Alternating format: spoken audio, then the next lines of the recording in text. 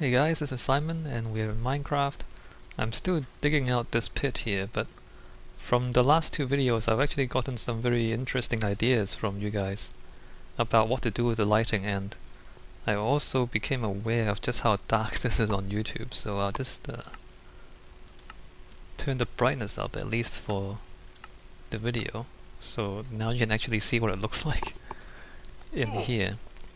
Anyway, I am obviously not done with digging it out yet. I'm like halfway through maybe, but there's been a few more ideas about lighting and how that works in Minecraft and how we can use that to do interesting things. So firstly, there's that. I mean, what do you see there? It looks like it's just an open space, right, with some light behind it, but as you walk closer you'll see that it's actually water. So this is interesting about water, is that when there's light behind it, you can see through it quite easily. When there's no light behind it, I mean, except for that stuff up there. So down here you can't see a thing, and you just see the water. So in a way it works a bit like glass in real life. When you have glass, when you have light on the same side of the glass, usually you see reflections. Whereas if you're on the darker side, then you'll see through it. And also the water will reduce the light level as well by an extra 2 per block. So that's 14, 13, 12, 11, 10, 9, 8, 7, 6, 5, 4, 3, 2, 1, and then 0. So here the light from the torch is completely stopped. And so, I mean, it blocks an extra 2 light levels, and so if you want to put a torch up close to it and then have it completely dark on the other side, you still need maybe like 5 blocks of water, which is quite a bit. I don't know, it's quite thick, but I think that's kind of interesting. I mean, it's nighttime, so it's not quite as dramatic as in the daytime. You can see I've put the glass panes up there, and so when the daytime comes, the light will come streaming down, and this effect is even more accentuated and more apparent than it is now. So I'm thinking about this as something else that we can use, the water being more transparent on the dark side than on the light side, and also stopping the light from getting from one area to the other. Something interesting to think about. I've got some other ideas as well. Leaves. Now leaves I don't think I'll use, but what leaves do is that they will partially block skylight, but not torchlight. So if I stick a torch in here, so we see how bright that is. If we put the leaf block here, no change. Like absolutely no change at all. So that's completely transparent to torchlight. But it will cover the skylight. I don't think that's useful though, because what I really want to do is reduce the torchlight and accentuate the skylight. So this is kind of the opposite of what I want to do, but something to keep in mind. Maybe you guys will have an interesting idea of how I might use this for a good effect. I don't know, I can't think of anything too special right now. But yeah, there's leaf blocks, and then there's redstone and switches and pistons. Now some of you have talked about pistons, putting lights on pistons and all that, and I've been saying that I'm not sure I want mechanisms in this thing. I mean, it's a water temple. I want it to be relatively quiet and subtle, and not a lot of noise and movement. And obviously pistons and switches kind of work against that. But just now I was thinking maybe I can have... Actually, Alright, that's why I have this pressure plate here. So let me walk. So it does click. You can hear that, so that's not too good. I don't want the place to click all the time. But I was thinking what might be possible is, if you imagine I cover the floor with the pressure plates, and then have the pressure plates retract lights in the room. So that way when I'm away from the room and the plates aren't activated, then the lights will appear and they will stop mobs from spawning.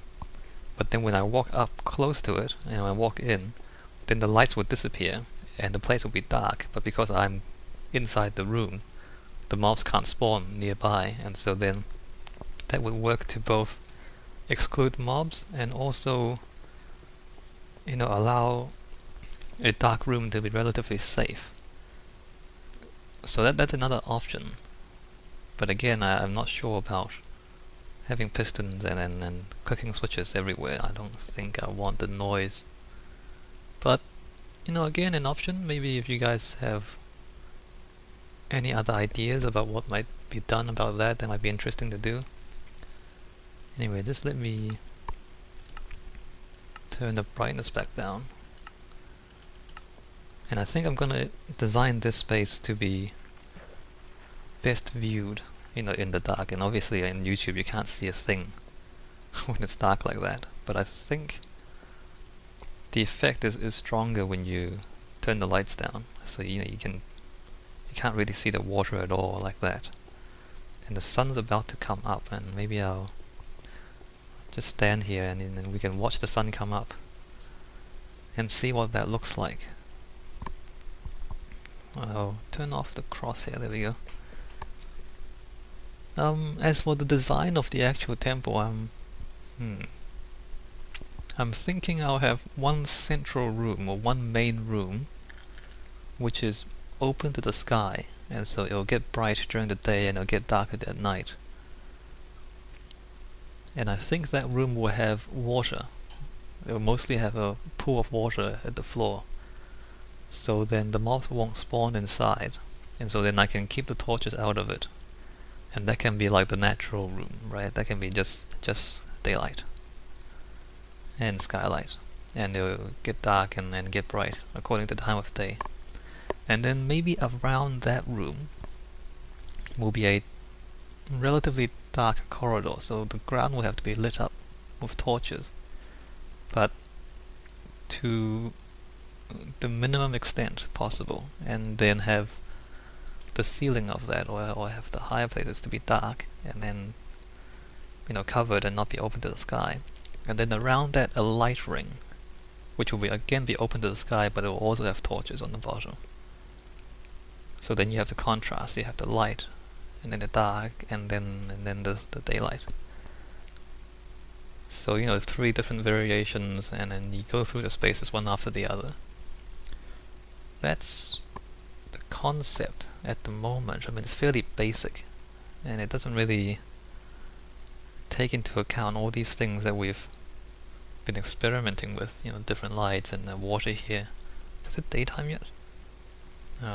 It is daytime. I think it's meant to be daytime.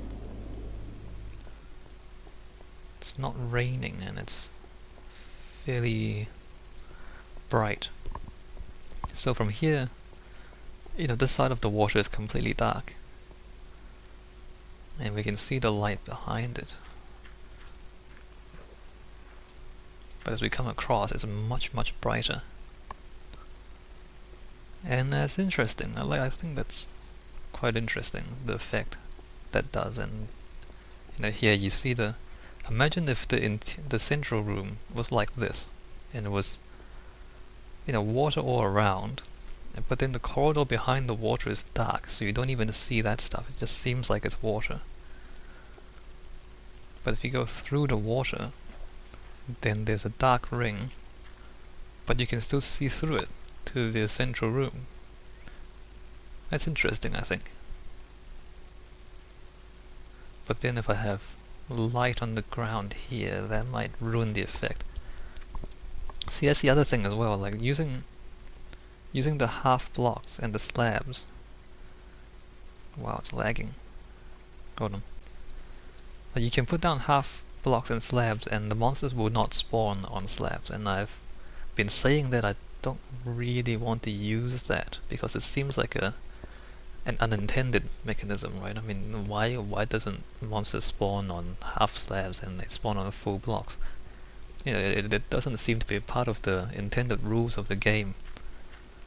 But maybe I'll use that anyway, just so that we can have a fully dark area in contrast to the fully light area. I mean, this contrast is really amazing. Like, once you get through the water, it's a lot brighter than you thought it'd be. Because, you know, this looks so transparent, the water here, and yet it stops the light so well. That's interesting. Anyway, that's it for this video. Obviously, I'm still digging, and it might be still like 3 or 4, even a week before 3 or 4 days, up to a week before I get down to the bottom. So, not sure if there'll be any more videos until then. I mean, if you guys keep giving me good ideas, then I'll keep experimenting and discussing them. That's always interesting. So yeah, thanks for the idea so far, and it's certainly very thought-provoking and a lot of things to think about. So thanks for that, and it's been interesting.